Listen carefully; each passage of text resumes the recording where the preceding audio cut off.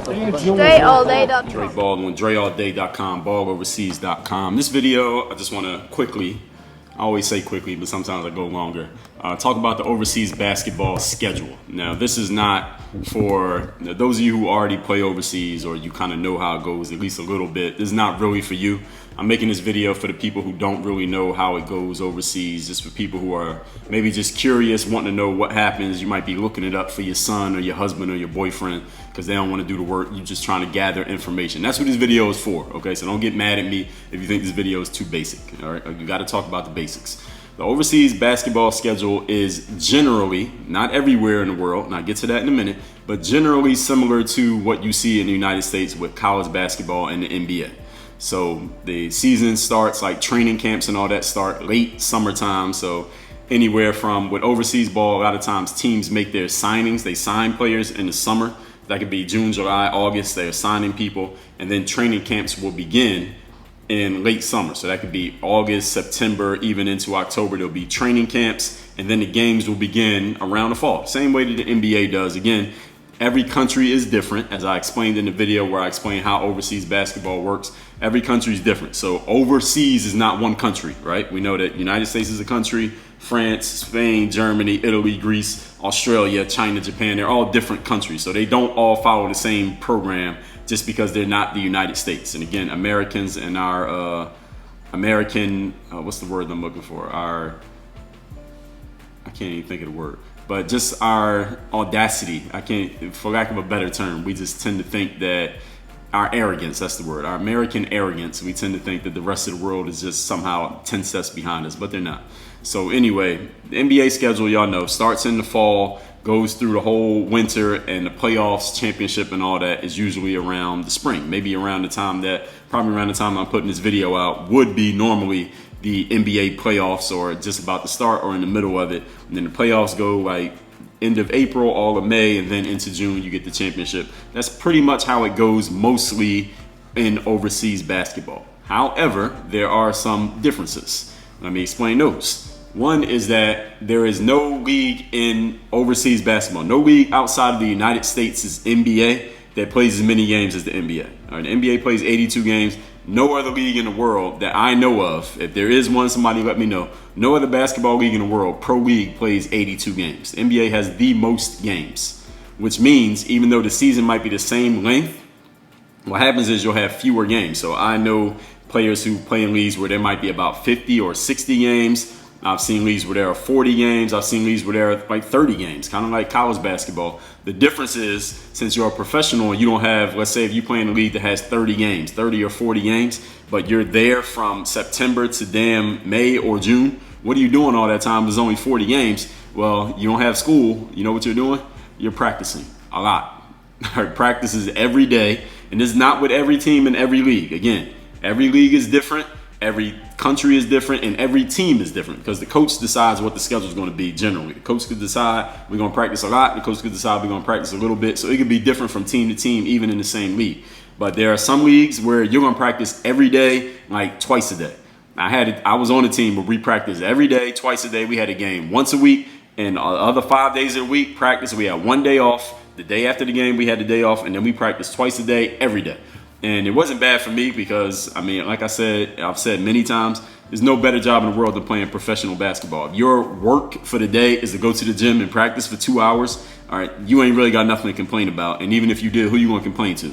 All right, your cousin back home who works at the movie theater, your mom who's working at a factory, your dad who's been running his own business, running his own general store for 30 years, or who you want to complain to about your terrible life of practicing basketball twice a day.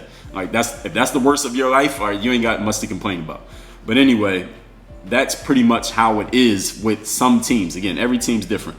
I had a teammate once, one of the first jobs I had, he was my teammate, but then he left my team, he went to a different team, and he was telling me how this guy, because he was in Lithuania, right? He was on his team there. Lithuania used to be part of the Eastern Bloc. It used to be part of Yugoslavia, right? Yugoslavia? What was Lithuania part? USSR. All right, I'm getting it mixed up. All right, my girlfriend's from Europe, so she knows. So USSR, and those guys, at least back at that time, many of the coaches there still had the mentality of that environment, I guess we can say.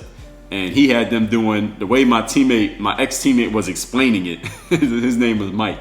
And he was just telling me how the coach had them doing all kinds of crazy stuff. They would have a bench. You had to pick up this bench and hold it over your head. You on this end, your teammate on the other end, and y'all had to carry it across the court. And then you had to get down to defensive stance and still hold the bench over your head, and your arms are burning and your legs are burning. And you had to do this like y'all was doing this every day in practice. So sometimes the practice could be crazy like that. I was never on the team we did nothing crazy. All the stuff we did was actual with a basketball on the court, which it ain't nothing you could do too crazy with that. But anyway, all of that is to say, with the overseas basketball season, it generally runs fall to spring, but there are some exceptions.